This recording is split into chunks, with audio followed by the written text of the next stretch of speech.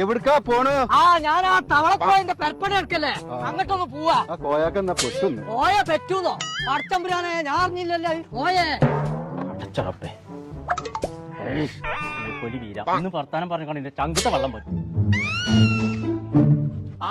എന്തേ പോന്നു? കുന്തം പോയോ? എന്നാ കുളത്തിലും തപ്പണം. ഞാൻ വാപ്പാനെ തലയില തപ്പുണ്ട്. ഞാൻ തന്നെ ഒറ്റ കുട്ട കുത്തിയാണല്ലോ. അഭിപ്രായം പറയാനാണ് എന്റെ ഔത്തുകൾ കയറരുത്. ഞാൻ പറഞ്ഞിട്ട് കേട്ടാ മതി. ഹൈദ്രോമാന്റെ തലച്ചോറൊക്കെ അങ്ങനെ തന്നെയാണ്. നീർക്കോലിയെ ടൈൽസിന്റെ പണി ബാക്കിണ്ട്.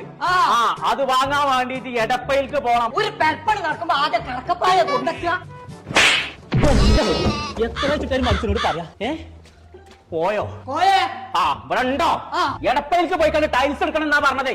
ഓൾക്ക് കോട്ടക്കലും കൊപ്പത്തും പട്ടാമ്പിയിലൊക്കെ കടണ്ടെന്ന്. കൊട്ടയിലൊക്കെ അപ്പം കൊടുന്ന് പട്ടിണി കിട്ടിട്ട് എത്താ കാര്യം പോയേ. ടൈൽസിന്റെ ഒരു കടണ്ട് കോട്ടക്കലും കൊപ്പത്തും പട്ടാമ്പിയിലും. എടപ്പയിൽ നിന്നാണ് അതിന്റെ പേരത്. അവിടെ ആദായത്തിന് കിട്ടുന്നായി പറയേണ്ടതേ.